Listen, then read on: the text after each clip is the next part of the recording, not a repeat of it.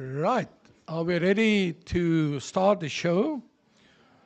Good evening, ladies and gentlemen. I am Christo van der Rede, born and bred here in Cape Town. Spent my life working very hard so that I can retire when I turn 60. Unfortunately, that did not happen. But I married a very beautiful young wife. She sits over there. So who am I to complain? It's indeed an honor to welcome all of you. You know, and we have such a lot of great people here tonight. And all of you are really great in the sense that you support the work of the FW de Klerk Foundation. And yes, we've been very active out there to serve as the conscience of the nation.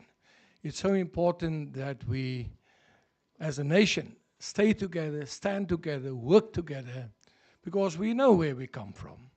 And we will not allow anyone to divide us in terms of whatever. So that's our purpose. Tonight we have a very, very special guest. He comes from very, very far. Jonathan Granoff. Jonathan, if you can stand, just show the people. Yes. He looks like me, you know.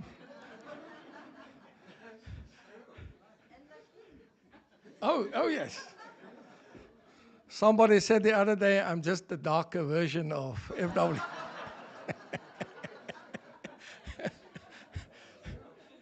But I come from the West Coast, so there when we walk along the beach with my beautiful wife, then you immediately your skin changes to become a bit darker.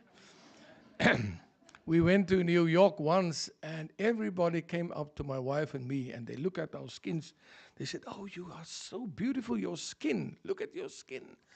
I said, "What the hell? I'm trying to get rid of the skin, and these people tell me." So it's really an honor. And where's our chairperson, Elita? The lady of the house, Elita, please stand up. Yes. We also have a very special guest, Ms. Moshante, please, if you can rise. Yes, our former president.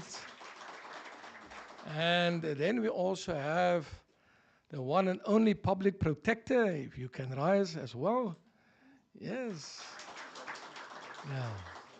And then we have Magda Waziska. Where is Magda sitting? There, right at the back. Hello, Magda. You must come sit here in front, eh? All of our funders sit in front. And then the staff of CAS, Christian Endres, welcome also to you. And then our very special board members, if they can just rise, all of our board members just stand up over here. Dr. Lucky, please, all of you stand. Kanina, yeah. And there's Christina right at the back. So our board members have been with us for 2 days, and we have engaged about the programs that we do and our staff. Where are the staff? Can you rise as well? Daniela, where's Ishmael? Yeah. And yes, there's our interns right at the back. And our board said, how is it possible that the 5 of you do work that looks like you can fill the whole Naspers building here at the bottom? I said, because we are committed, we are sincere, and it's all about the country's interest. So tonight, the staff, it's the end of the year. I can't give you much, but a few days off, but I think you deserve it. Give them a nice round of applause. So whom did I leave out? Anyone? Elita? Oh, myself. Okay, hello, Christo. How are you? So, ladies and gentlemen, let me bring an end to my clowniness, and let me ask Mr. Christian Endres to please step forward to also share a few pearls of wisdom. Yeah.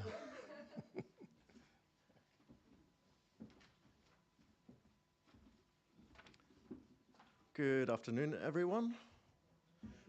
It's somewhere between good evening and good afternoon. I'm going to vacillate between the two, I suspect. dear Mrs. de Klerk, our guest speaker, Jonathan Granoff, dear Christoph van der Riede, representatives of the diplomatic corps present, distinguished guests, ladies and gentlemen. My name is Christian Endres, and I am proud to welcome you on behalf of the Konrad Adenauer Foundation this evening, and on behalf of the resident representative of CAS in South Africa, Mr. Gregor Jecke. He is unfortunately unable to be here tonight due to travel commitments, but he wishes us a very thought-provoking discussion, and I suspect that is going to be delivered. May I begin by expressing my gratitude to the FW de Klerk Foundation, with whom we share a long-standing relationship based on shared values. We feel great pleasure at CAS to welcome our distinguished speaker, Jonathan Granoff, and thank you for sharing your wisdom with us in these very disrupted times. The legacy of President FW de Klerk's extraordinary decision to dismantle South Africa's nuclear weapons in a similarly epochal period in world history looms very large over us in this room. I will come back to this later. I'd like to introduce CAS briefly. We are a German think tank and political foundation with over 100 offices worldwide, and we feel bound to the political memory and legacy of the first Chancellor of West Germany, the Federal Republic of Germany, Konrad Adenauer. His principles serve as our mission and our commitment, and we are firmly committed to liberal, multi-party democracy, the rule of law, and the social market economy. Through our work, we contribute towards securing and increasing peace, and thus freedom, and thus prosperity throughout the world. And through partnerships with organizations like the FW de Klerk Foundation, we are very happy to be able to provide spaces like this for South Africans to address South African challenges and come up with their solutions, while also learning, of course, and taking the lessons with us. I invite you to have a look at our website and social media channels to learn more about our work. Now, as many of you know, having been at these functions before, CAS is linked to the German party, the Christian Democratic Union, which was the party of the former chancellors, Konrad Adenauer, evidently, Helmut Kohl, Angela Merkel, and now Chancellor Friedrich Merz. Therefore, I'd like to do a brief reflection on Germany's role in the topic tonight. After World War II, Germany was rightly viewed as a nation that could not be trusted with weapons of mass destruction. So in 1954, Chancellor Konrad Adenauer signed an agreement renouncing the production of its own nuclear, biological, or chemical weapons on its territory. And in return, West Germany was included in the US nuclear deterrence strategy. Germany has twice more renounced nuclear weapons under international law. The 1975 Non-Proliferation Treaty, and in the 1990 2+4 Treaty, signed by Chancellor Helmut Kohl, which reunited Germany. Now, as a NATO member, Germany still hosts US nuclear weapons on its soil. When I travel from one part of the family to another in Germany, we go past Bücher, where supposedly some of those nuclear weapons are stored. As a consequence, Germany does not support the Treaty on the Prohibition of Nuclear Weapons, because Germany believes these weapons to remain essential to its security. And this takes us to the nub of tonight's conversation. CAS' sharing of this view of the essentialness of nuclear weapons to security has been reinforced by the unprovoked invasion of Ukraine, by its nuclear-armed neighbor, Russia, with the aim of territorial conquest. The global order is shifting. we are witnessing, once again, a clash between liberal democratic and autocratic models and diverging visions for the future of international cooperation. Everybody here in this room knows that the United States is retreating from its traditional model of leadership, while China seeks to fill the vacuum with its own model of multilateralism. And at the same time, in many countries, there are illiberal forces and anti-globalization sentiments that undermine trust in global institutions like the UN. So in this context, the dialogue tonight. We must defend liberal values and proactively shape the evolving global order, because otherwise it will be shaped for us. CAS is engaged in multilateral forums across the world, working to preserve effective mechanisms, but also to reform those in need of renewal. And we know that strengthening multilateralism is actually a domestic task. If any of you are reading the news in Europe and the rise of populism in many, many electorates, we really must address the roots of this populism and those that are disillusioned by globalization, because they are undermining the collective security of all of us, even here in the far southern tip of Africa. I spoke to somebody earlier and they said that they feel like they need to defrag every time they look at the news in the morning. We are living in deeply unsettling times. And I'd say it's the most unsettling period, really, since the fall of the wall. Agreements and treaties appear to live and die at the whim of individuals. I have to admit, I didn't expect that when I was at university. And this unpredictability has profound consequences for global security. Because despite its flaw, and many flaws, the post-World War II multilateral order has delivered much peace, prosperity, and human rights in comparison to what went before. We must recommit to dialogue, cooperation, and most importantly, a rules-based international system. Institutional architecture, like the Nuclear Non-Proliferation Treaty, has helped safeguard the world for decades.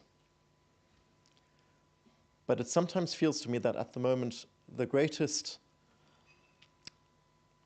mechanism that we have at the moment for our safety from nuclear weapons is that the person who will order the beginning of the war will commit suicide. That is deeply uncomfortable to me. In fact, I'm trembling as I say it. So let us not grow complacent. When the stability of leaders is frequently discussed in the press, the mental stability, and we know that individuals have our fate in their hands, we need to realize that the threat of mass destruction is real. In the 1980s, it was clear as day. People seem to not be acknowledging that it exists right now. So disarmament remains very much an active effort. We need renewed political will. We need global cooperation. And so to that end, I'd like to say, Jonathan Granoff, thank you so much for coming to us for today's event, because it really is the topic of the moment as we face the destruction of everything we hold dear. Thank you, sir.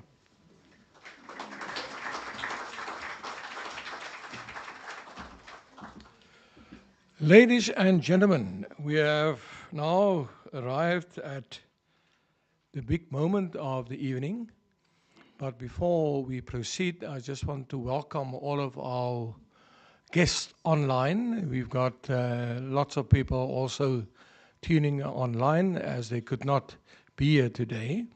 I also note a lot of representatives of different embassies here tonight. Welcome to you all. But also, where is Dr. Musi Maimani? I've seen him. There he sits. Why you sit at the back? You're a politician. You must sit here in front. Welcome to you. Jonathan, over to you. We have quite a description of Jonathan inside our program. I'm not going to read it and entertain you. Jonathan, please come and share your pearls of wisdom.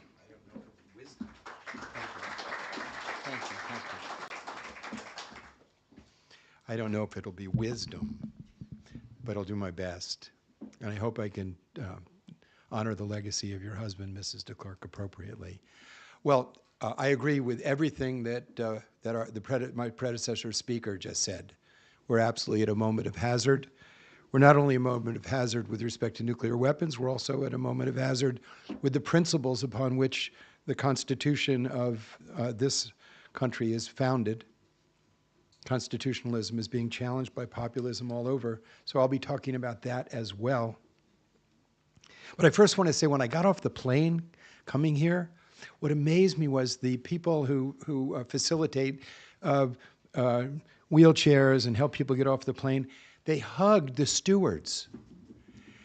And I thought, well, maybe I'm coming to Hawaii. I mean, I just got the aloha vibe. I didn't expect this at all. But I was very happy to have that happen. So I'm really happy to be here. You know, it's wonderful for a gathering where people take ideas seriously, because ideas matter. Policies matter. They're not just abstractions. They're very important. So let me express my gratitude to the FW de Klerk Foundation and its leadership for bestowing this opportunity on me. It's a privilege. I only regret that my colleague David Stewart is unwell. He has shingles, and it's just very painful situation. But I feel confident he'll be, in a few days it goes away. But it's rough. I had the privilege of working with him and President de Klerk on documents for the summits of the Nobel Peace Laureates, and I'll be talking about that. And so that's how I came to know FW and David, is in a working relationship. FW seized a historic opportunity of a convergence of moral imperatives and practical necessities to end the scourge of racial injustice and apartheid and the hazard of the possession and implied threat of nuclear weapons.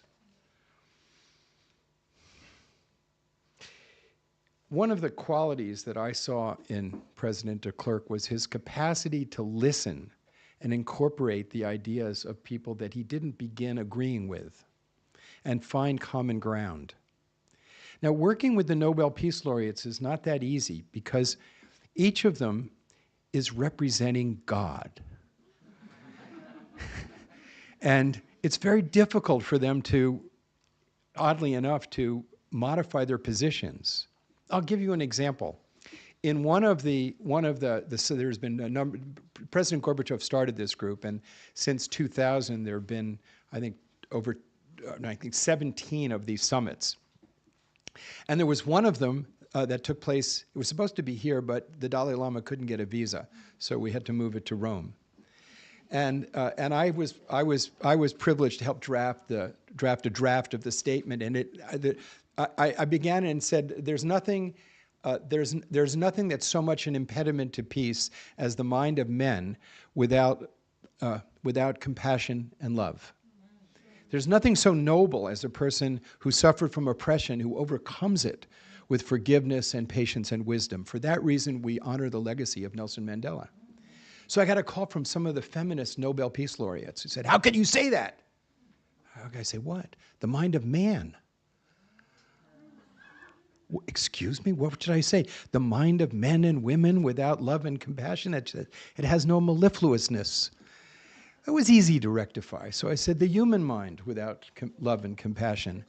Then I got a call from another group of Nobel laureates that said, we can't sign it, we're a scientific organization, and that's too spiritual. So I said, you know, you'll have to take that up with Desmond Tutu and the Dalai Lama and leave me alone.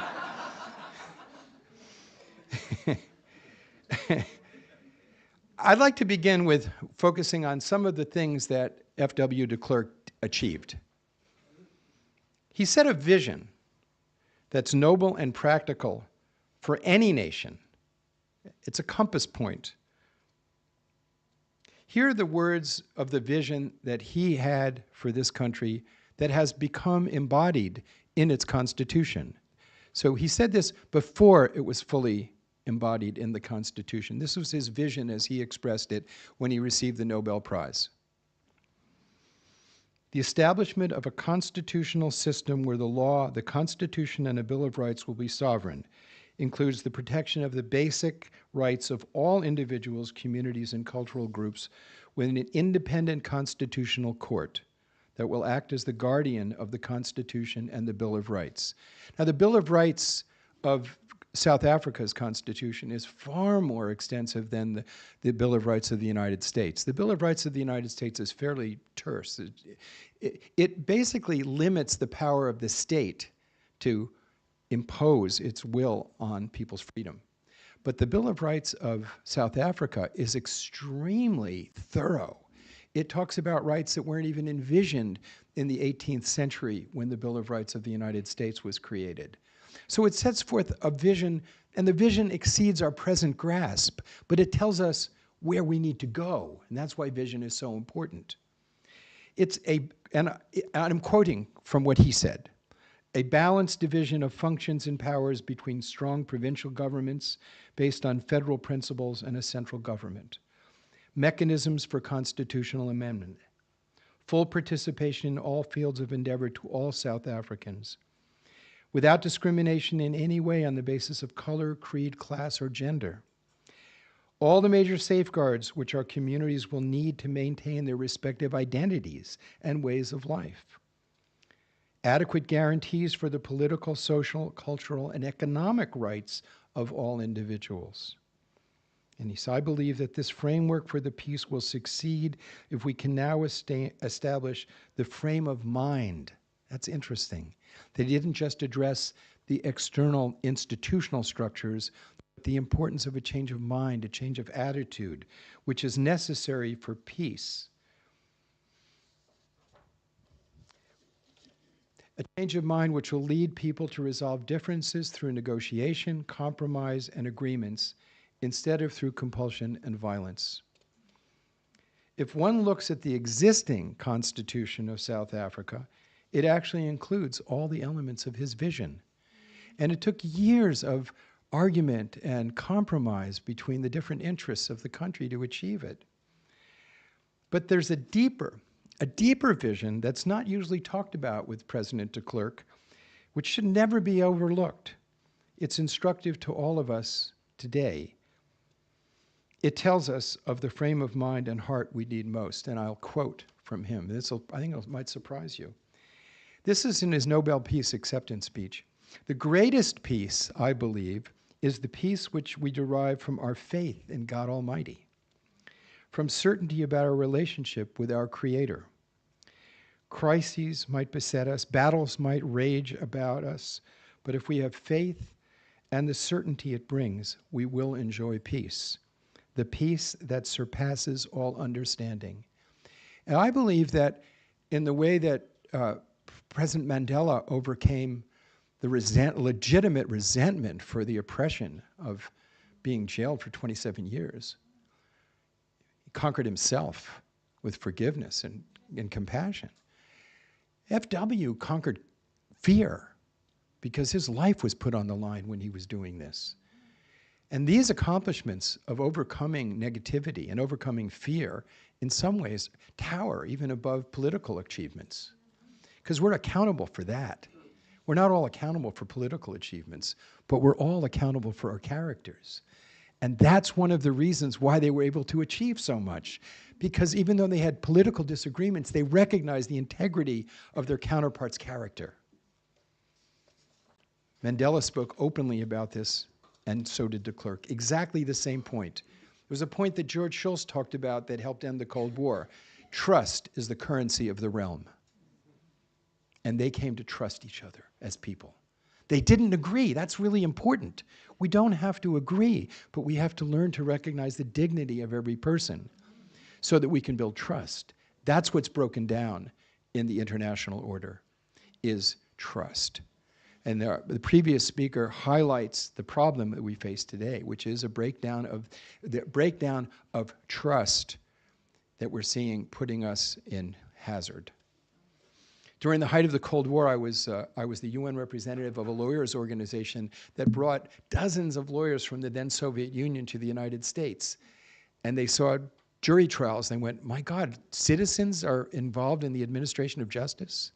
But the thing that really amazed them is when they met a judge who was holding the city of Philadelphia in contempt of court for overcrowding of prisons. They said, how can you do this? Hold the state. She said, because we have the rule of law, and the state is subject to the law. And we sent lawyers from the United States there who came back and said, there's human beings in the Soviet Union. And we can't kill them all. And we built bridges of trust through civil society interaction, through people-to-people diplomacy. That's not happening now. And that's really important. So I would say there's a counterpart to what FW said, which is to love God with all of one's soul, heart, and mind, and then, like unto this, to love our neighbor as we love ourselves. Now, that part of it, neighbor, is not a physical location. It's a moral location. And the enabling environment for love to flourish in a society is what a constitution is about. It sets an enabling environment for human beings to live their humanity.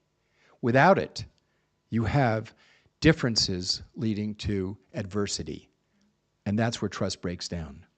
When you have a constitutional system that guarantees dissent and differences, then the differences amplify understanding because you get more points of view. And you look at the history of the United States, all of the benefits of the society that I've been privileged to grow up in arise from that spirit of checks and balances and respect for diversity. So the first part of this admonition is the inner part. The second part of loving our neighbors deals with the outer part. And that's why the constitutional system that's been established here is so important and sets such an example. It's one of the greatest constitutions in the world. And I used to teach this stuff in a university. And so I studied a bunch of them. And it's the most thorough in terms of rights. But when you look at the rights, of course, for all of us, we understand these rights only exist if we have a sense of responsibility of protecting them for everybody.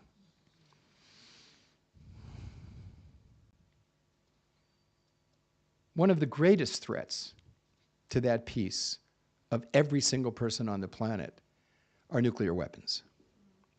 There's nobody exempt from this. There are over 13,000 of them in the world today. If less than 2% of them were to explode, it would throw enough soot into the stratosphere to cause enough destruction to the agricultural base of civilization that we wouldn't have civilization.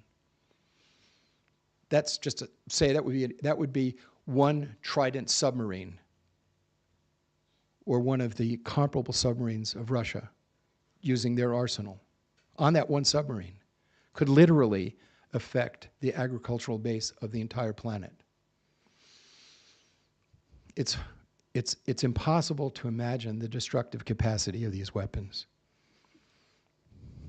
As FW said in 2013 at a conference in Helsinki, at this very moment, gliding noiselessly beneath the surface of distant oceans, there are nuclear submarines armed with destructive power that would make the cataclysm of Hiroshima seem relatively insignificant. A single Trident submarine has the capacity to launch up to 192. Now it's about 150 after the START treaty, but that may expire soon.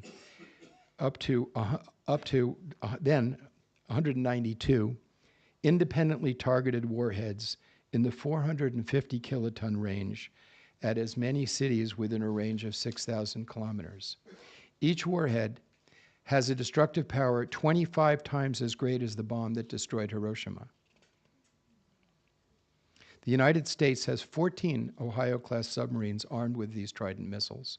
The Russians, the British, the French, and Chinese have similar, but fewer, armed vessels. The qualitative and quantitative threat he describes then has only increased with the current geopolitical instability. His solution is worth noting, for he walked his talk. Responding to the buildup of Soviet-supported forces, particularly Cuban forces in Angola in the 1970s, secretly, South Africa developed a nuclear weapons program and produced 6 nuclear weapons capable of immense destruction.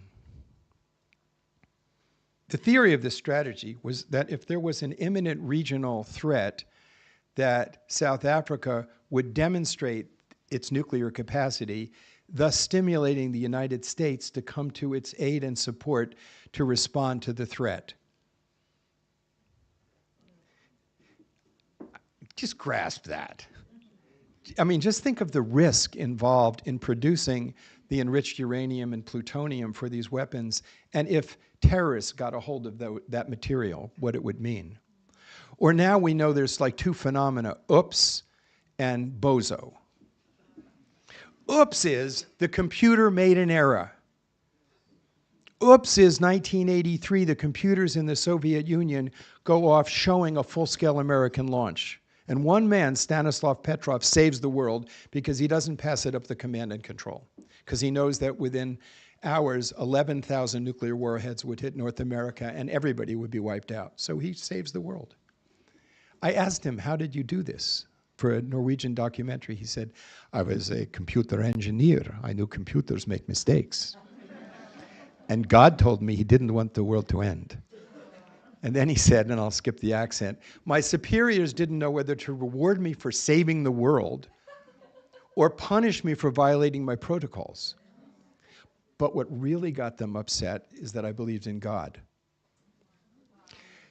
One of my mentors is former Secretary of Defense William Perry. And he told me about a computer chip that couldn't distinguish between a sunrise and a full-scale Soviet launch in the United States. Or there was another time where there was a senator gone to Cheyenne Mountain, which the command and control of the nuclear arsenals was there, and someone was showing how well organized they were, and they put a training tape in.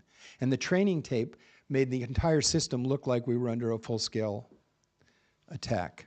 Well, wait a minute. In 2018, in Honolulu, the emergency system told everybody in Honolulu that they were about to receive nuclear weapons from North Korea. And for over 35 minutes, the people of Honolulu were in a complete gridlock of traffic, trying to get out of the city. Wouldn't have mattered, because they really believed that they were under threat. So in other words, mistakes can be made. I call that oops. Then, of course, there's bozo. And I'll constrain myself in talking about that. But that means that even in the best of democracies, even in the best of situations, let me say it this way.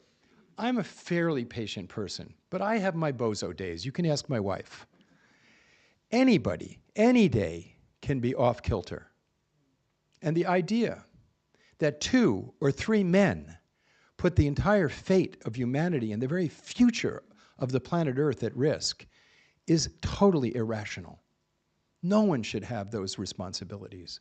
And thus when FW became president, he looked at the situation, having analyzed this, and I spoke with him about this at length. He thought they were morally wrong to have these weapons, and they were practically of no value, because after the Berlin Wall came down and the Cold War was over, and the 50,000 Cuban troops in Angola went home, there was no reason to have them. So one of the first things that he ensured happened is the dismantling of the arsenal. And South Africa is the only country in the world that has given up a nuclear arsenal that it created. Kazakhstan gave up their arsenal and gave it back to Russia, as did Ukraine and Belarus. But those weapons were produced and created in Russia. South Africa gave up an arsenal that it created. So it has huge moral authority in the world, and it has used that moral authority diplomatically to advance a treaty making the entirety of Africa a nuclear weapons-free zone, the Treaty of Pelindaba. That's quite an accomplishment, and it wouldn't have happened but for what happened here. It used that moral authority to be a leader in the Nuclear Non-Proliferation Treaty negotiations. So I'll just digress. The Nuclear Non-Proliferation Treaty is the third most important legal instrument of the 20th century. The first is the UN Charter. The second is the Universal Declaration of Human Rights. And the third is the Nuclear Non-Proliferation Treaty, because after the Cuban Missile Crisis, the intelligence apparatus of Russia, the Soviet Union, and the United States concluded that absent a legal constraint, there'll be dozens of nuclear weapon states, which would turn every regional crisis into a global existential crisis. So in 1970, the treaty entered into force. It had within it a provision that after 25 years, it would be determined by the parties to the treaty whether it would be extended indefinitely, whether it would be terminated, or whether it would be extended for a particular period of time. South Africa engaged very passionately in the negotiations because one of the first things it did when it gave up its arsenal was join the Nuclear Non-Proliferation Treaty as a non-nuclear weapon state. And in those negotiations for the indefinite extension of the treaty, it was agreed that every 5 years the treaty would be reviewed to see whether the 5 nuclear weapon states, the United States, France, the United Kingdom, China, and Russia, had lived up to their disarmament commitment under the treaty, because the bargain of the treaty was 182 countries say, we won't have the weapons. But we want negotiations for elimination. That's in the treaty. The disarmament commitment is in the treaty. So part of the agreement for the indefinite extension was a comprehensive test ban treaty, which is clearly now at risk. And every 5 years there'll be review. South Africa joined with 5 other countries in the new, what they called the New Agenda Coalition, to build bridges between the maximalist demand for nuclear disarmament now and the intransigence of the nuclear weapon states. This was around 2000. And there were lots of commitments made by the nuclear weapon states to progress, strengthening the international atomic energy safeguards, for example, lowering the operational status of the weapons and the political status of the weapons.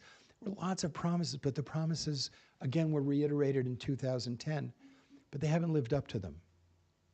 And in the frustration for this, countries got together, and South Africa is one of the leaders of this.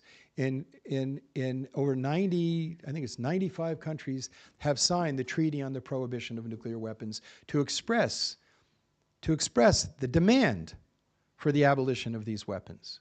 And South Africa has been a leader in this. People don't know that there are 115 nations in nuclear weapons-free zones. The entirety of the Southern Hemisphere is virtually nuclear weapons-free because of this. There's the treaty, and they're beautiful names. There's the Treaty of Tlatelolco, making Latin America nuclear weapons-free, stopping the nuclear arms race between Argentina and Brazil that was happening. Treaty of Rarotonga, making the South Pacific nuclear weapons-free. The Treaty of Astana, making Central Asia nuclear weapons-free. And then a treaty making Southeast Asia nuclear weapons-free. So the vast majority of countries in the world are nuclear weapons-free by law. People don't know that. It's not as exciting as the crisis du jour. So because of the moral authority of South Africa in eliminating its nuclear arsenal, it has for the size of it, a disproportionately positive influence on the movement of history to eliminate nuclear weapons. If we don't get behind this and give it support, I got involved in this because in 1967, I was interning in Washington. I'm a lot older than I look or behave. And I had the privilege of having a small group of interns, there were 6 of us, had lunch with then Senator Robert Kennedy from New York, who was the Attorney General during the Cuban Missile Crisis, and he told us what happened. And he told us really that it was mostly good luck that saved us. They didn't know that the nuclear weapons in Cuba were operational.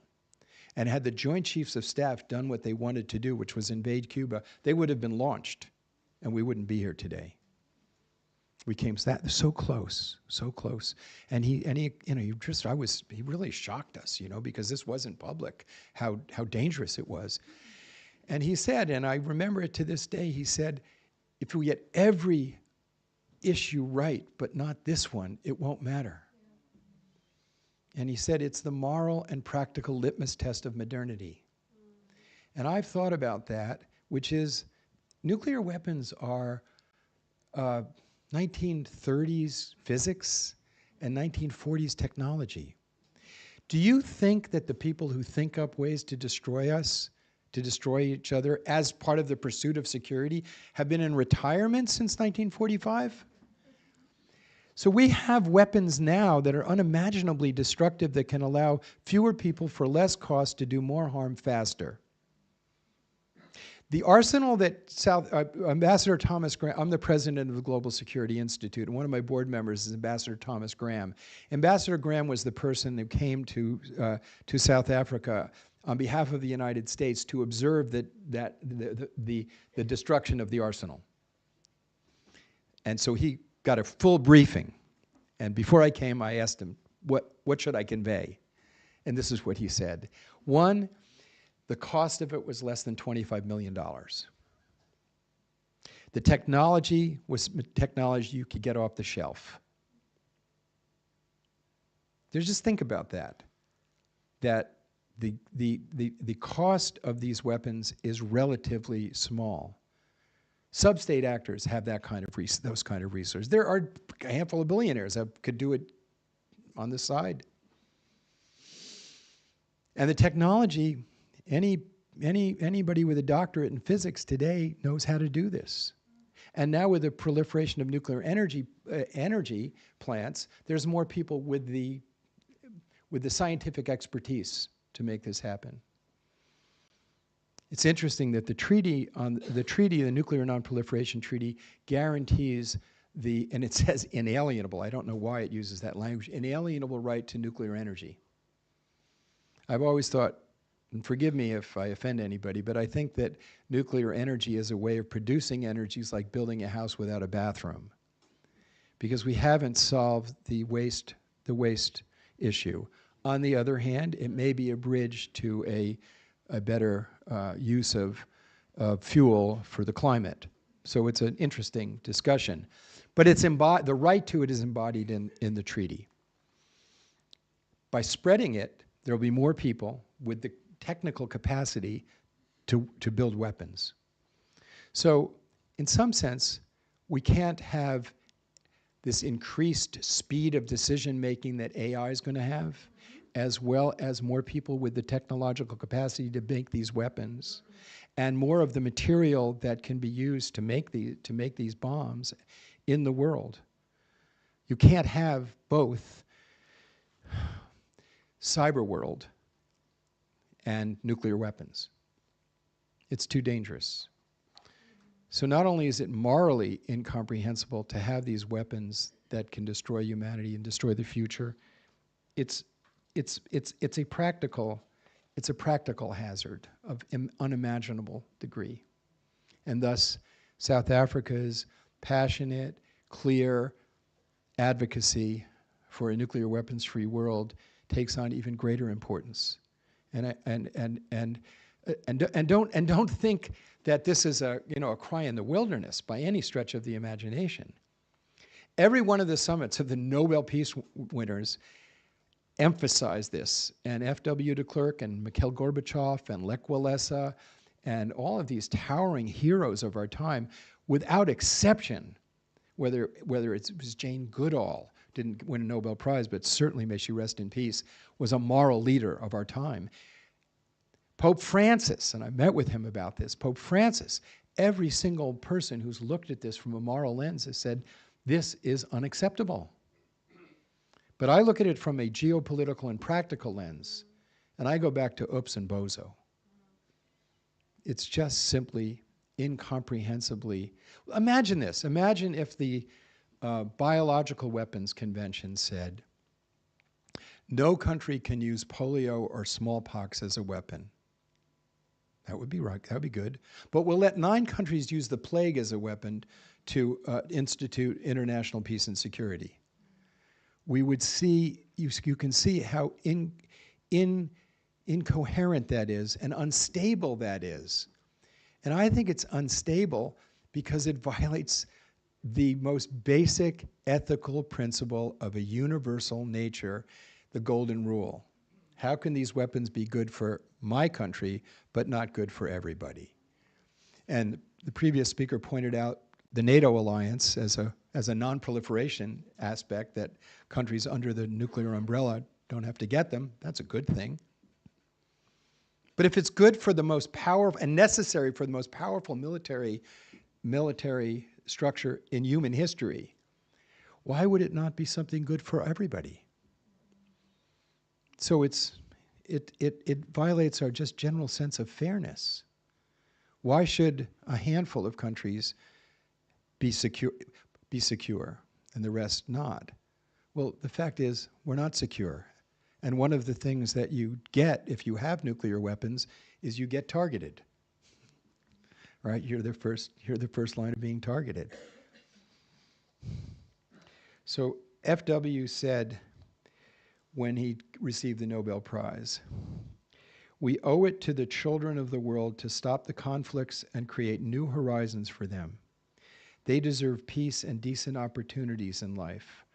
I should like to dedicate this address, his Nobel acceptance speech, to them and to all those, such as UNICEF, who are working to alleviate their plight.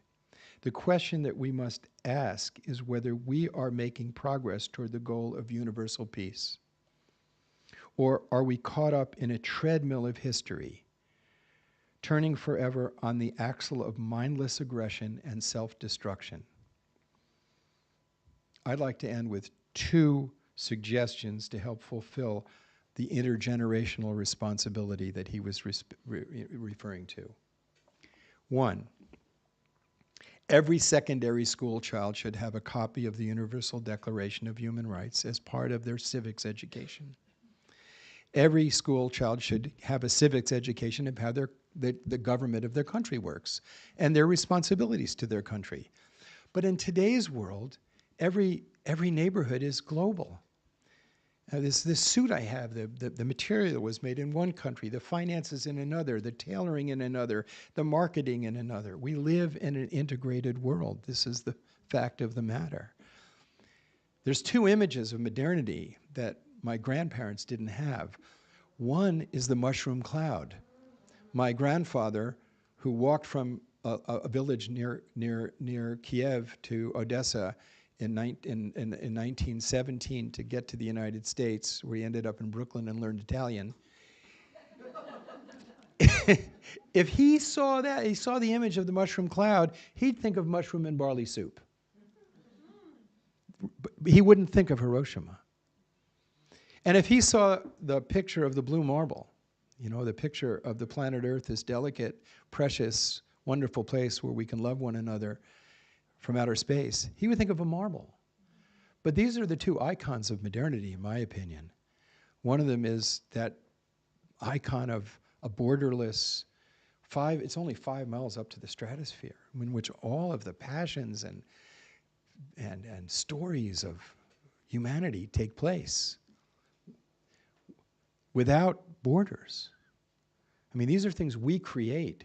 We created nations in the 17th century to stop crazy people from slaughtering each other based on whose definition of Jesus' love is preferred. I mean, just grasp that. That's what was happening in the 17th century in Central Europe. The 30 Years' War was people were killing each other in the name of God. And a bunch of wonks, people like us, got together in Westphalia and said, we've got to figure out some way of stopping this. Because these people don't care if they die doing this because they'll think they'll get to heaven. So they created modern states to separate people. Our dilemma today is these institutions that were created to solve problems of the 17th century Our problem today is, how do we get together? 60% of our oxygen comes from the phytoplankton. There's no nation in the world that can protect the oceans alone.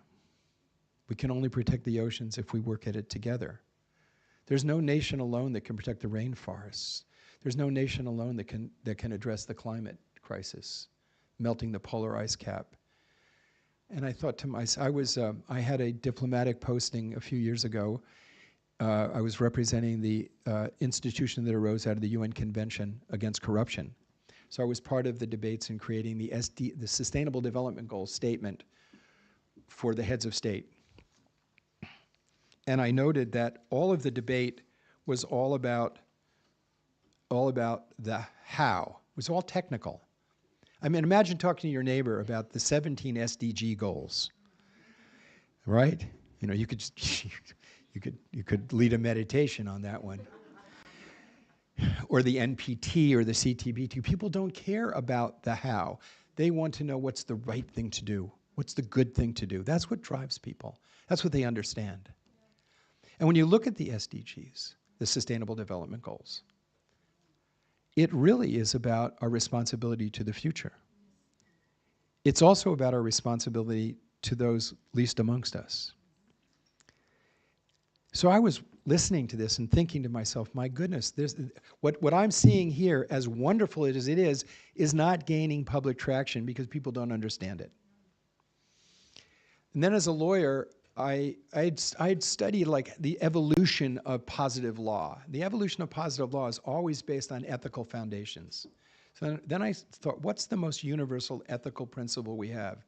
It's the golden rule. You can find it in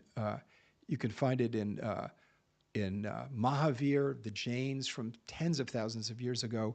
You find it by Jesus, by Muhammad, by Confucius, by Socrates. Do unto others as you would have them do unto you. Or another version, do not harm others as you don't want to be harmed. It's universal because it comes from the human conscience. But when Jesus said it, when Socrates said it, when Muhammad said it, you couldn't melt the polar ice cap. You couldn't destroy humanity in an afternoon. You couldn't destroy the future, which is what the SDGs are about, our responsibility to the future. So I thought to myself, we need a golden rule for today. It has to be universal. It has to be understandable by anybody. And it has to be true. So I propose this to you. And if you think it's true, tell others about it. If you don't think it is, write me a letter. Write me an email, rather. My email is my name @gmail. So it's easy to get to. And if I'm wrong, tell me.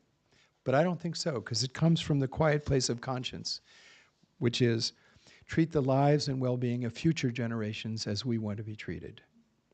That, I think, is the golden rule for the 21st century. Now, the way to do that is nations have to treat other nations as they want to be treated, and religions should treat other religions as they want to be treated. But we do have a responsibility to future generations that our grandparents didn't have, because when they were alive, we couldn't melt the polar ice cap, we didn't have nuclear weapons, and we couldn't destroy the oceans, even if some crazy person wanted to. But today, by irresponsibility, we're putting the future at risk. So we have a new responsibility. Now, we can just forget about it, but my conscience says we can't just forget about it. Just like the conscience of Nelson Mandela said, we have to build bridges.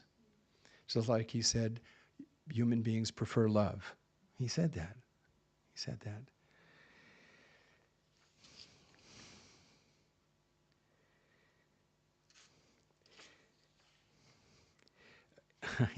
He also said, things are impossible until they're not. Right? So we have to aim high. We have to aim true. And we have to persist. Because our humanity is what's at stake in that. It's not, we may not be responsible to save the world, but we are responsible to do our best. And I think the greatest accomplishment of FW de Klerk was overcoming fear with courage to do the right thing. And the most extraordinary accomplishment of Nelson Mandela was overcoming resentment for the injustices done against him. And the most important thing that we learn from that is every one of us has the opportunity to overcome those things that impair our humanity with those things that dignify our humanity. May we be the people that dignify our humanity and fulfill our human journey. Thank you so much.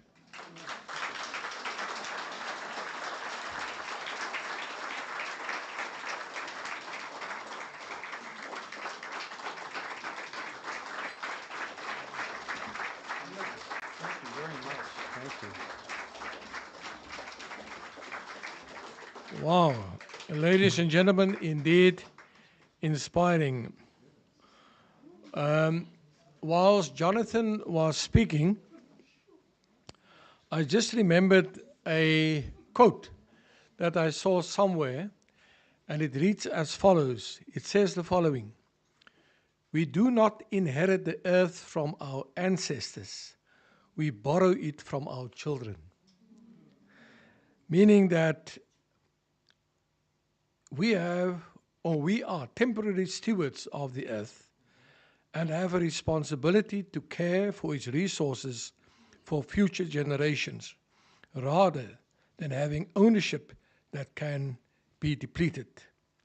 It emphasizes a duty of environmental stewardship and intergenerational responsibility, suggesting our actions today will shape the world our children and grandchildren will inherit. Thank you for reminding us of that responsibility. It's now my honor to call on our chairperson, Elita, to step forward and also share a word of appreciation. And just when she is done, ladies and gentlemen, we will all join the reception. I think it's just, if you go out of these doors, it's to your right, and there at the swimming pool and at the room next to the swimming pool, we will share a nice glass of wine and something to eat. Just don't fall into the swimming pool. As Jonathan came to sit, he said to me, I think he is with us. And you know what, Jonathan, sorry, I will thank you properly. Since yesterday, I've been so weepy and so wobbly. I don't know why, maybe because you knew him. Yeah. And I arrived at the foundation because we had a meeting an hour late, and I had to apologize. Then I was given a coffee, then I dropped the coffee. So Kanina said, he's here. So going back to you, thank you so much for this very thought-provoking speech, multifaceted.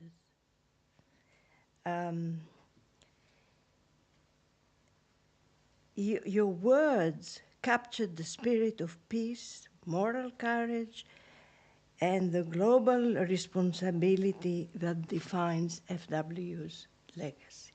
And the fact that we've traveled together and we've been together on so many platforms, it makes it very important and very real. And the super Nobel egos that we've endured, you know, it's quite a task. So congratulations for your patience.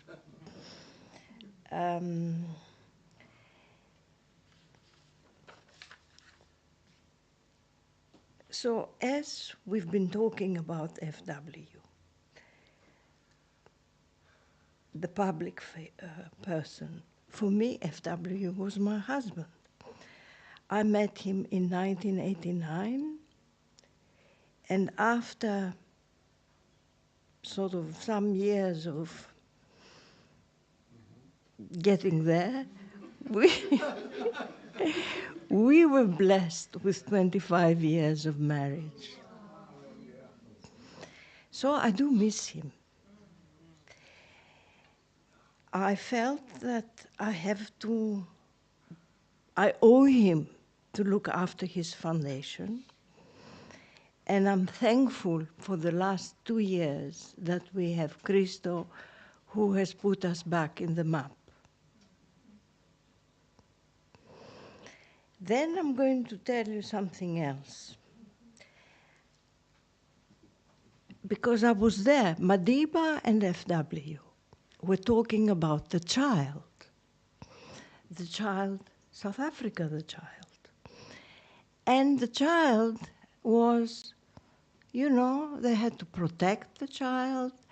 Both of them were pushed by forces that they had to come back where they were supposed to go. And what's very interesting is because of their personalities, they've achieved it, their strengths and the weaknesses. I'm going to tell you something that I discussed with a lady, the president of the Peace Institute of Washington, when they were giving an award for Madiba.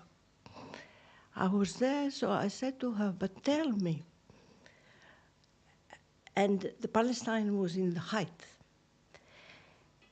why people, not that FW wanted it, but FW is not being acknowledged in his country for what he did.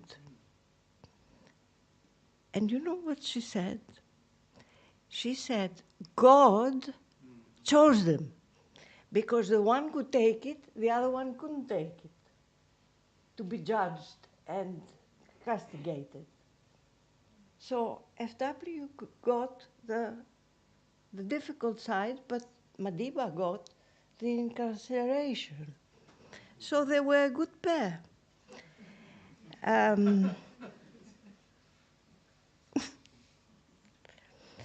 Now, I would like to thank also all of you, our friends, and the CAS Konrad Adenauer Foundation, our partners who never lost faith in us.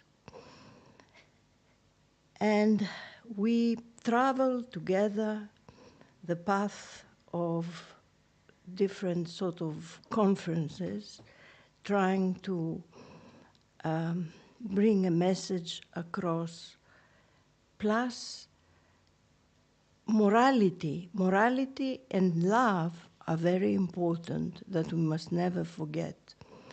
Thank you, Christian. And that's all I have to say this time. Having thrown the coffee, Brenda was worried that I might fall from the steps, but I'm doing well. Thank you very much.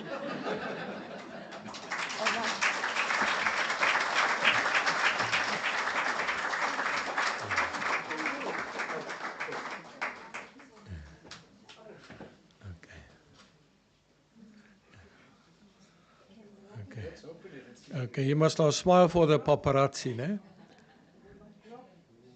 Beautiful. Wow.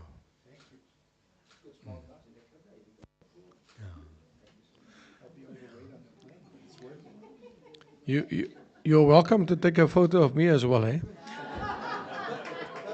Let's get a photo with you. Come up here. Let me take it out.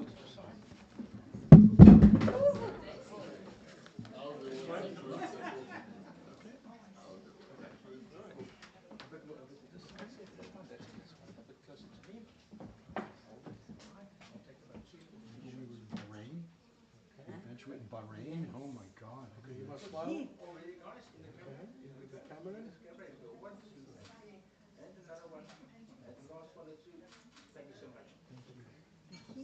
Oh my God, it was so, imagine Okay, living off you go. Thank you. Can we take the box? I got the box.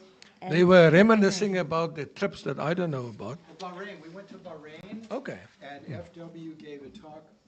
I'll tell everybody. Okay, come. No, this was interesting. Well, we put together a delegation of Nobel Peace Laureates to do work in the Middle East. And it was Lech Walesa, President de Klerk, and Jose Ramos Horta, and Kailash, who won a Nobel Prize for children's issues. And we went to Bahrain, and they talked about the importance of civil liberties and good governance and peace in the Middle East. And because of the moral authority that they had, I know they had an effect. And FW was, basically what he talked about were the principles of good governance. And Mrs. de Klerk pointed out, God, it was hot. Okay. Ladies and gentlemen, we have come to the end of a beautiful evening. Let's give our speaker another round of applause.